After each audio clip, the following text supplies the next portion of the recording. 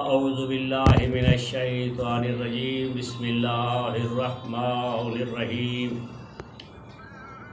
وبہ نستعین وہو خیر المعین اللہم صلی علی محمد وآل محمد بسم اللہ الرحمن الرحیم انما یرید اللہ لیذہب عنکم رجس اہل البیت ویطہرکم تطہیرا اللہم صلی علی محمد وآل محمد۔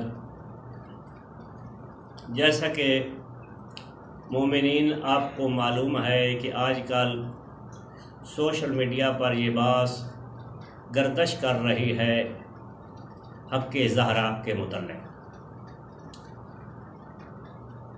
ایک ناسبی ملا نے بنت نبوت حسنین کی اماں جان لخت پیغمبر فاطمہ زہرا سلام اللہ و صلوات اللہ علیہ کو خطا کار کہا ہے، اور یہ کہا ہے کہ بی بی کا حق نہیں تھا،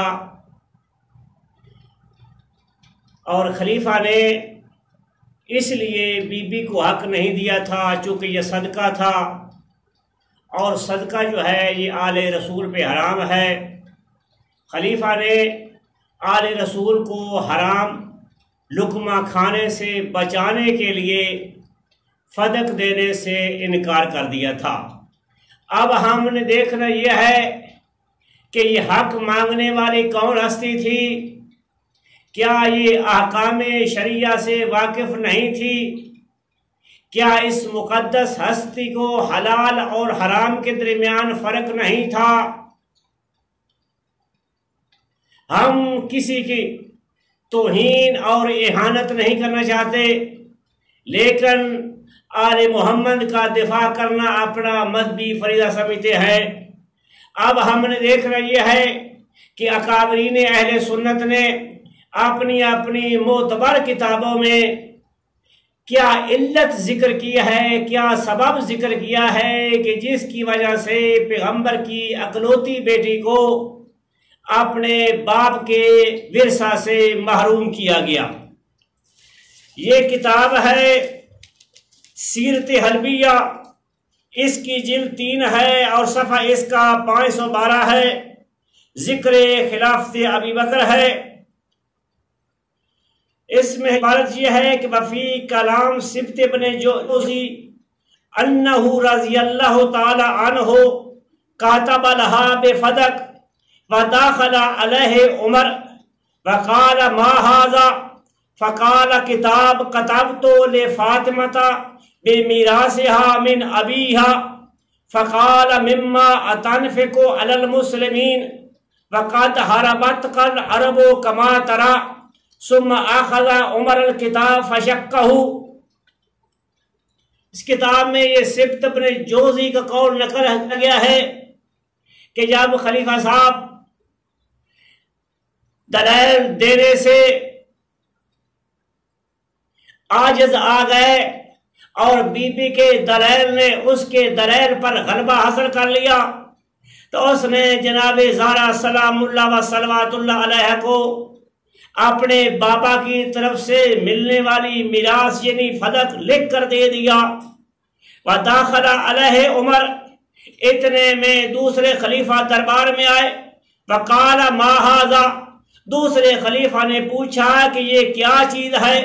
فقال، پہلے خلیفہ نے کہا کتبت لفاطمۃ بمیراثها من ابیها، کہ میں نے محمد کی بیٹی کو ان کے باپا کی طرف سے ملنے والی میراث کو لکھ دیا ہے، واپس کر دی ہے، واپس لوٹا دی ہے۔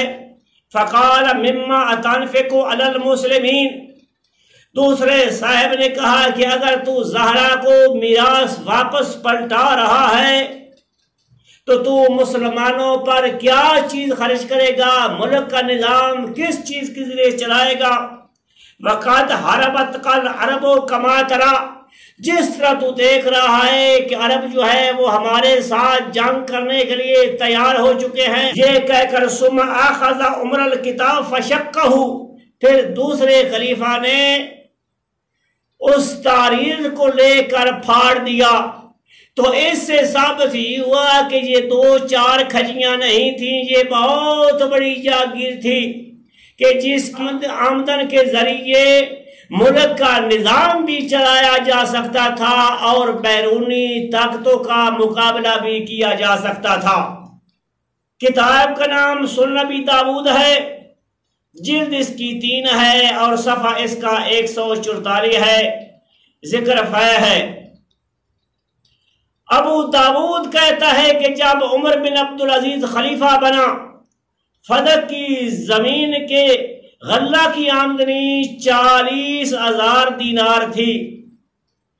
तो इससे साबित हुआ कि ये बहुत बड़ी दौलत थी जो औलादे नबी से छीनी जा चुकी थी। और दूसरी किताब जो है ये है शरह नहजुल बलागा, इसकी जिल्द नंबर जो है वो 15-16 है। इसके राइटर हैं इब्ने अबिल हदीद मोताजली। ये इस किताब के सफ़ा नंबर 353 पे लिखते हैं,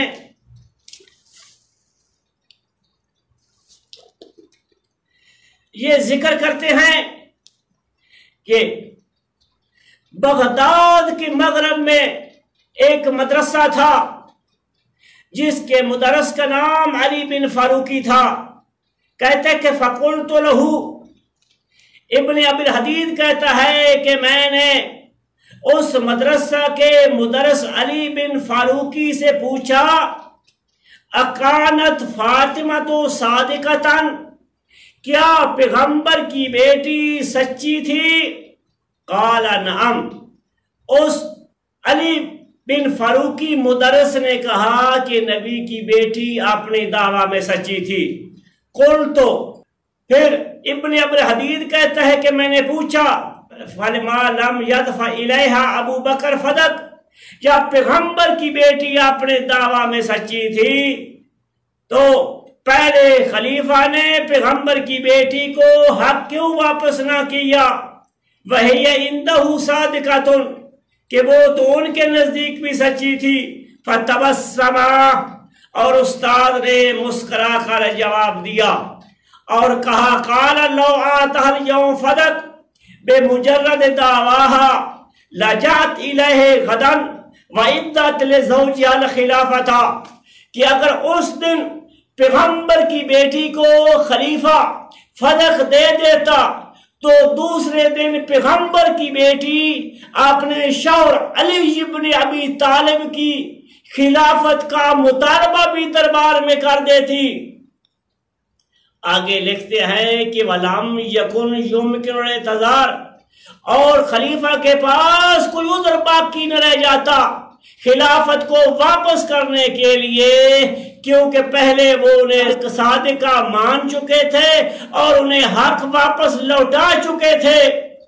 तो इससे साबित ये हुआ कि खिलाफत को बचाने के लिए ज़हरा को हक वापस नहीं किया गया। ये किताब है तारीख याकूबी है। इसके राइटर हैं अहमद बिन इसहाक बिन जाफर बिन वाब याकूबी। इस किताब की जिल्द 2 है और सफ़ा नंबर 155 है। यहां ये इबारत मौजूद है, 44 हिजरी के हालात का जिक्र है। वबाहबा फदक ले मिरवान बिन हकम ले यगीज़ा बेज़ालिका आला रसूलुल्लाह है, यानी आले रसूल को गुस्सा दिलाने के लिए मुआविया बिन अबू सुफियान ने फदक जो है वो मिरवान के कब्जे में दे दिया। अब देखना यह है, क्या पैगंबर की बेटी ने एक दफा ही हक का मुतालबा किया या बीबी ने बार बार अपने हक का मुतालबा किया? ये किताब है सही बुखारी, इसकी जिल्द 1 है और सफ़ा नंबर 428 है। इबारत यह है,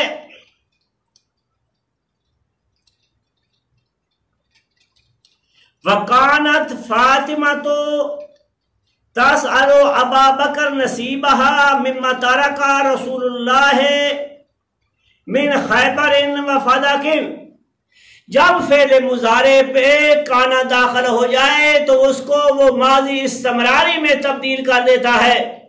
اس کا مطلب یہ ہے کہ بی بی بار بار خلیفہ سے اپنے حق کا مطالبہ کیا کرتی تھی۔ بعض اوقات یہ کہا جاتا ہے کہ بی بی نے اپنے حق کا مطالبہ کیا اور خلیفہ نے کہا تھا کہ نبیوں کا کوئی حق نہیں ہوتا، جو کوئی بچ جاتا ہے وہ صدقہ ہوتا ہے اور اس کو لوگوں میں تقسیم کیا جاتا ہے۔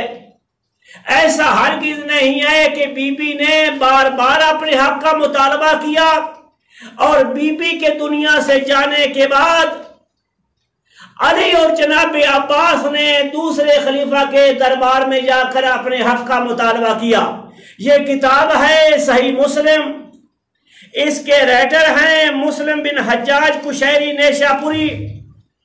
اس کتاب کا صفحہ نمبر 788 ہے۔